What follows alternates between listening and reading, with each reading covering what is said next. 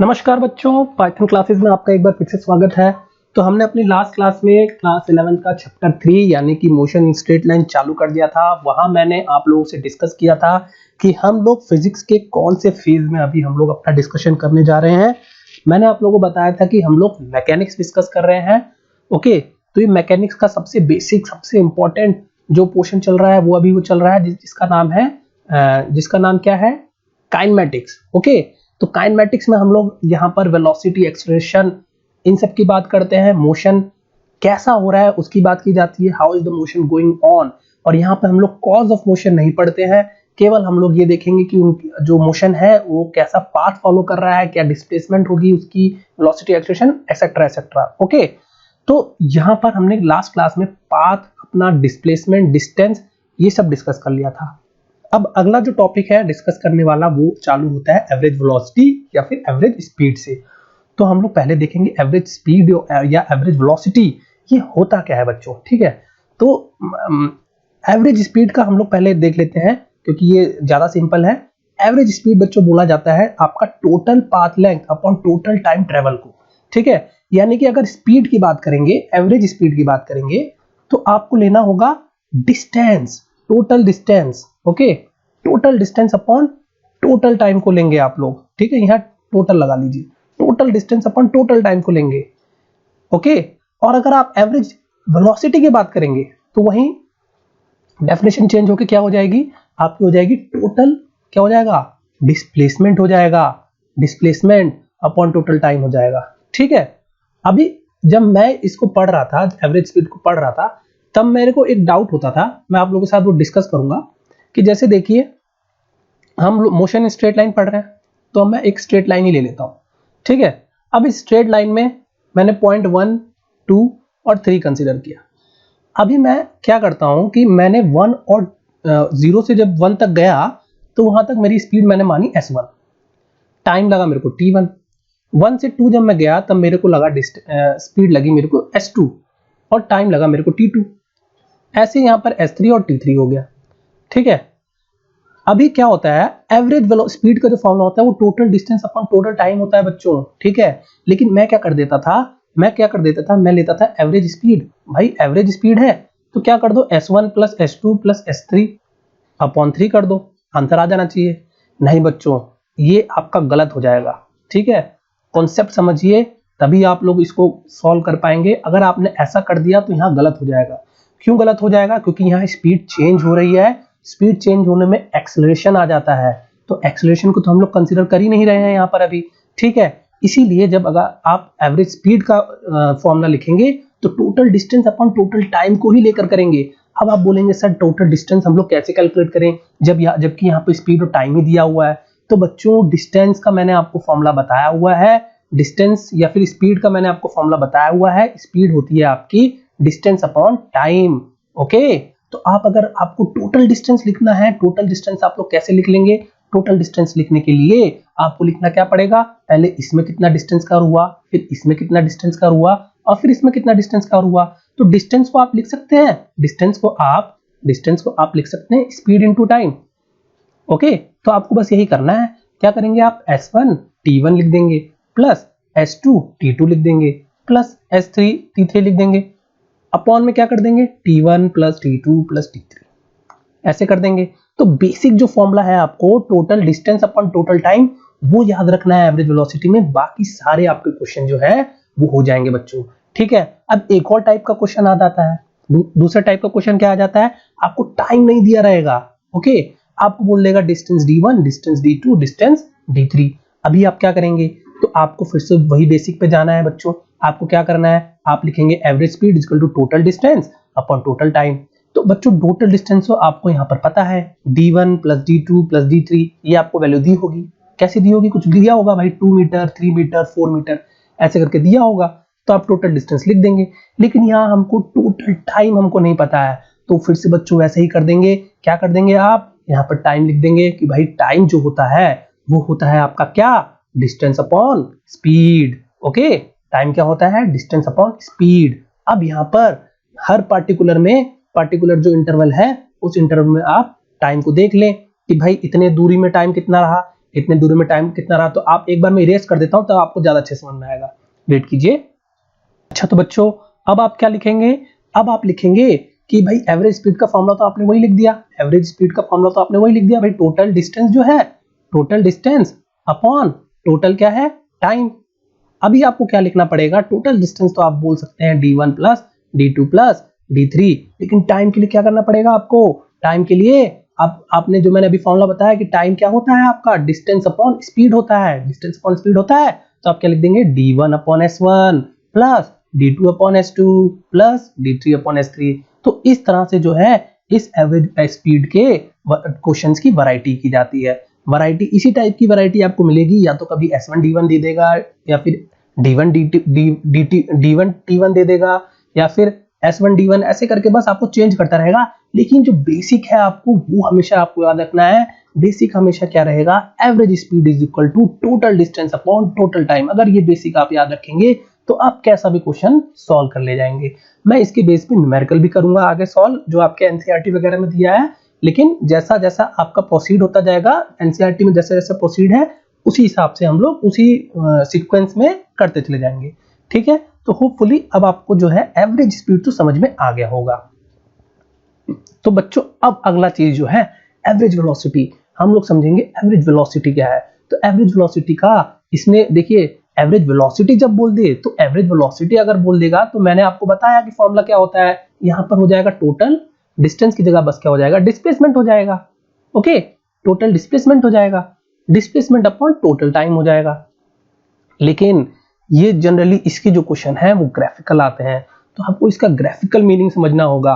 ठीक है, तो एवरेज वेलोसिटी इसने क्या बोल दिया कि change in position, change in position, क्योंकि भाई जो डिस्प्लेसमेंट है आपका वो तो वेक्टर क्वांटिटी है, पोजीशन को यहाँ पर इसने डिस्प्लेसमेंट बोला है। ठीक है, आपका डिस्प्लेसमेंट तो वेक्टर है, डिस्टेंस आपका क्या होता था, स्केलर होता था। मैंने लास्ट लेक्चर में स्केलर और वेक्टर के डिफरेंस के बारे में बहुत ही अच्छे से एक्सप्लेन किया हुआ है, डिस्टेंस और डिस्प्लेसमेंट के बारे में, तो जाके आप एक बार वो भी देख लीजिएगा। ठीक है, divided by total time interval. तो जब आप एवरेज वेलोसिटी का फॉर्मूला लिखेंगे तो कुछ इस तरह से आ जाएगा डेफिनेशन के अकॉर्डिंग, है ना। अभी ये क्या है, एक वेक्टर है, तो आपको क्या लगाना पड़ेगा, वेक्टर एडिशन का लगाना पड़ेगा कि भाई x2 minus x1 upon t2 minus t1।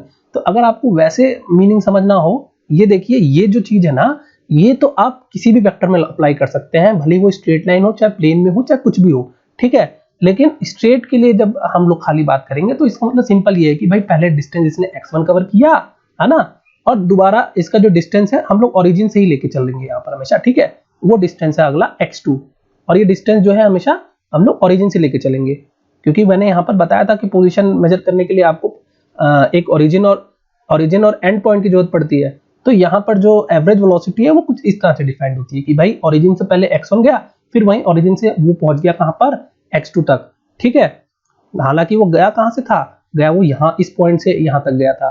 ठीक है, लेकिन उसकी जो पोजीशन है वो हम लोग ओरिजिन से लिखेंगे तो क्या लिखेंगे, x2। ठीक है, तो इसमें हमको टाइम लगा t1, इसमें हमको टाइम लगा t2। तो जो फॉर्मूला आता है एवरेज वेलोसिटी का वो हो जाता है x2 minus x1 upon t2 minus t1। Okay, तो ये जो हमारा है वो एवरेज वेलोसिटी का फॉर्मूला हो जाता है। इसको भी आप ध्यान में रखेंगे, याद रखेंगे कि ये कैसे निकाला। अभी वहीं हम लोग थोड़ा ग्राफ की बात करें तो यहाँ जो है एवरेज वेलोसिटी का ग्राफ x और t के बीच में दिया हुआ है।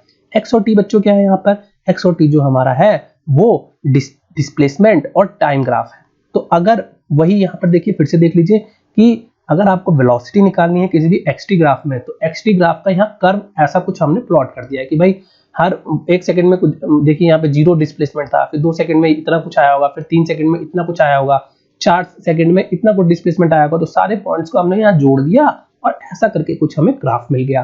तो वो बोलता है कि अगर एवरेज वेलोसिटी आपको निकालनी है तो किसी भी 2 पॉइंट का आप ले लीजिए, P1 सपोज और P2 आपने सपोज कर लिया, ये हो गया। तो यहाँ पर x2 क्या हो जाएगा, ये हो जाएगा, x1 क्या हो जाएगा, ये हो जाएगा। तो x2 माइनस x1 कीजिए, दिस माइनस दिस 27.4 माइनस 10 कर देंगे। ओके, 27.4 माइनस 10 कर देंगे, अपॉन में क्या लिख देंगे, टाइम कितना हो जाएगा, 7 और 5। तो क्या कर देंगे आप यहाँ पर 7 माइनस 5, तो आपका कुछ आ जाएगा 17.4 अपॉन में 2 आ जाएगा। तो ये कितना हो जाएगा, 8 जा 16 7 जा 14, 8.7 कुछ आपका एवरेज वेलोसिटी यहाँ पर आ जाएगा P1 P2 पॉइंट के बीच में। ओके, तो आप एक और चीज देखिए, मैथमेटिक्स में इसी चीज को मैथमेटिक्स में, इसी चीज को आपने क्या किया है, आपने y2 upon y upon x ही तो किया है, y अपॉन x ही तो किया है कि भाई y2 minus y1 upon x2 upon x1।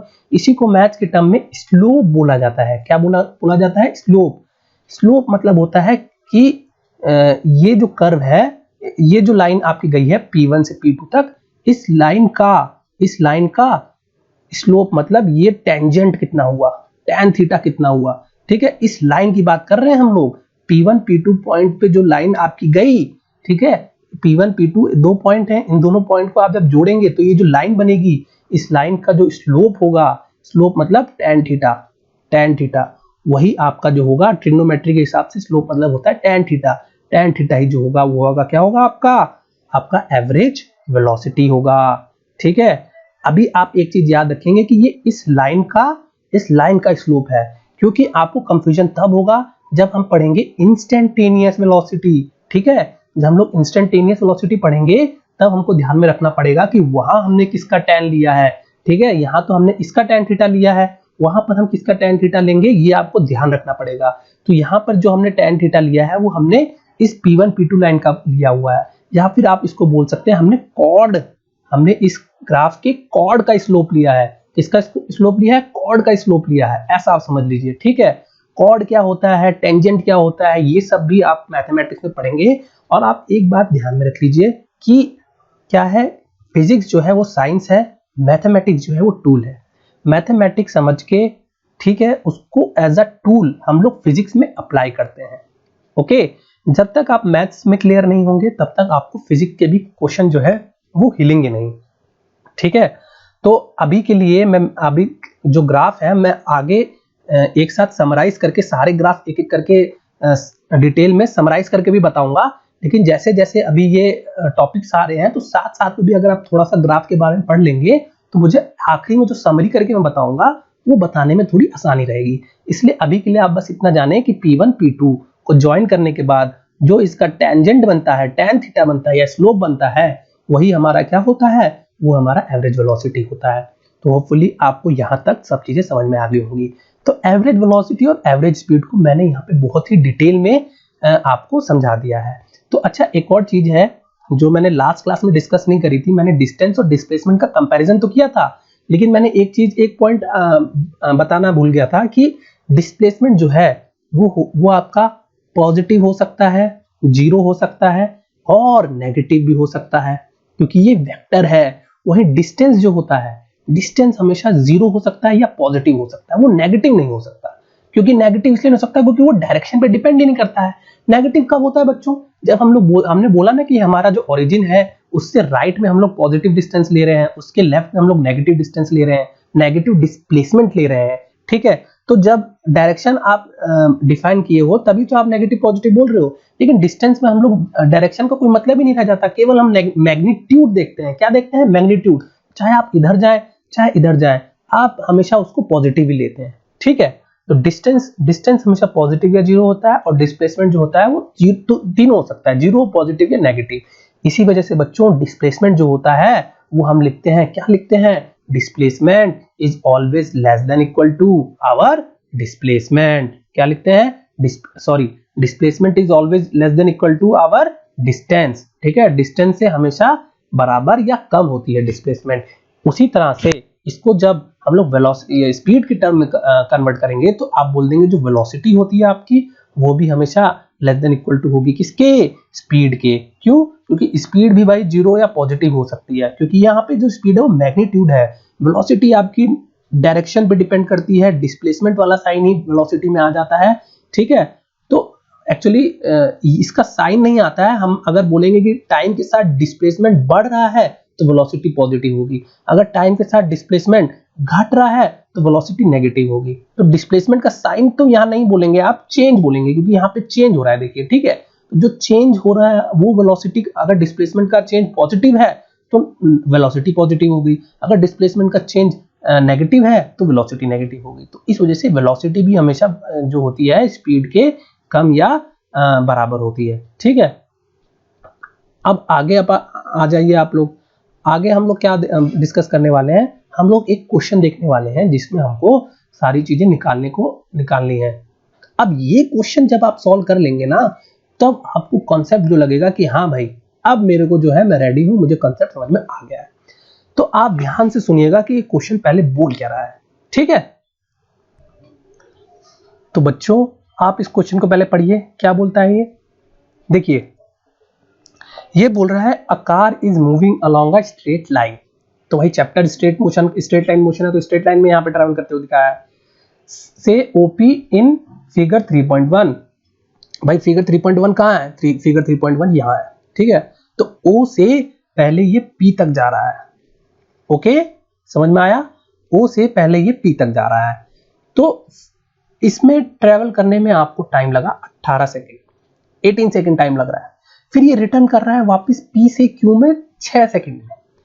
P से क्यू ये आता है कितने सेकेंड में, यहां क्या हो गया 18 सेकेंड, और यहां क्या हो गया 6 सेकेंड, ठीक है बच्चों। अब ये क्या बोल रहा है, what are the average velocity and average speed of the car. Okay तो अब यहां पर आपको निकालना है दोनों टर्म, एवरेज स्पीड, ओके, और आपको निकालना है एवरेज वेलोसिटी। लेकिन यहां क्या है, दो केस है। तो पहला केस जो ए केस है उसके बारे में बात कर लें। पहला केस ये बोलता है जब आपका जो कार है वो ओ से पी पर जा रहा है। कहां से जा रहा है, कहां तक, ओ से पी तक, ठीक है बच्चों। तो देखेंगे ओ से पी तक, ओ से पी तक ये डिस्टेंस, आप एवरेज स्पीड का क्या बोला मैंने, टोटल डिस्टेंस अपॉन में क्या आ जाएगा, total time. Simple, very simple, hopefully समझ में आ रहा है सबको।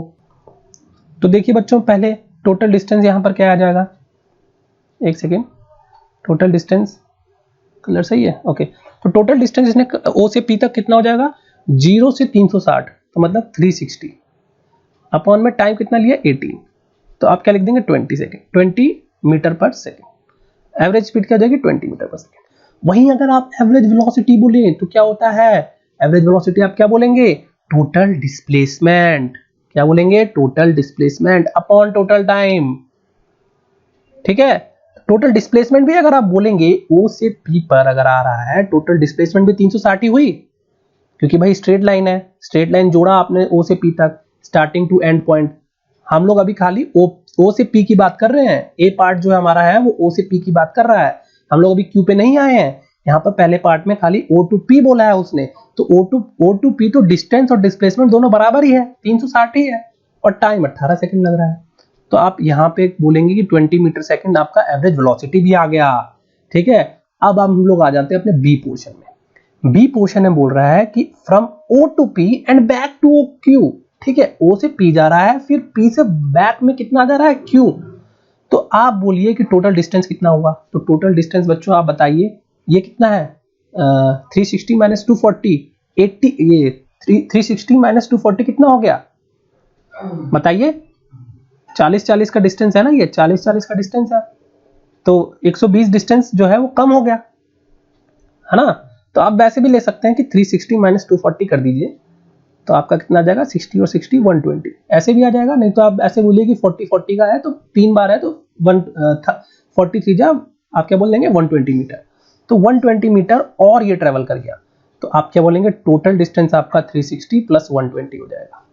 ओके समझ में आ रहा है आपको। और टोटल टाइम कितना हो गया, 18 प्लस 6, तो कितना हो जाएगा, ये 480 अपॉन में 24 हो जाएगा। अगेन ये कितना आ गया, 20 मीटर पर सेकेंड, ओके। लेकिन बच्चों अब क्या डिस्प्लेसमेंट वापस से 360 480 होगी क्या, नहीं होगी, क्योंकि डिस्प्लेसमेंट क्या हो जाएगी अभी, टोटल डिस्प्लेसमेंट क्या हो जाएगी अभी, टोटल डिस्प्लेसमेंट आप लिखेंगे, क्या लिखेंगे, ओ से डायरेक्ट जो ज्वाइन हो रही है क्यू पर, है ना।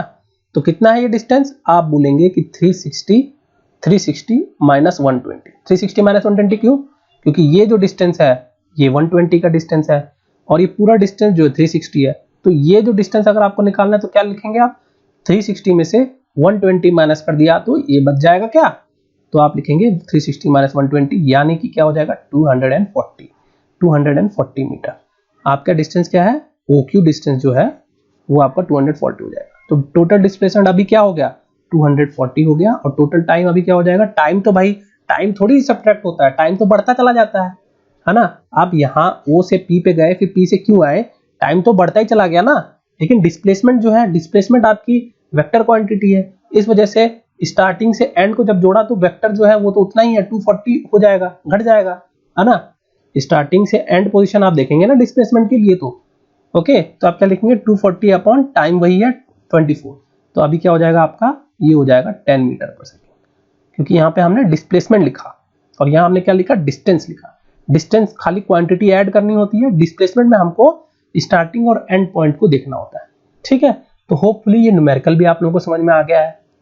ओके, तो ये जो न्यूमेरिकल है आपका कंसेप्ट क्लियर करने के लिए है, दिया गया है कि भाई स्पीड और एवरेज वेलोसिटी में डिफरेंस क्या होता है। तो आपने एक चीज देखी यहाँ पे, नोटिस करी कि एवरेज वेलोसिटी जो आपकी आई वो less than equal to average speed ही आई, क्योंकि स्पीड तो हमेशा क्या बढ़ेगी, या मतलब हमेशा बढ़ेगी नहीं, ऐसा नहीं बोल रहा मैं, आपकी जो स्पीड है वो हमेशा डिस्टेंस के कारण बढ़ती चली जाती है, डिस्टेंस हमेशा बढ़ता है।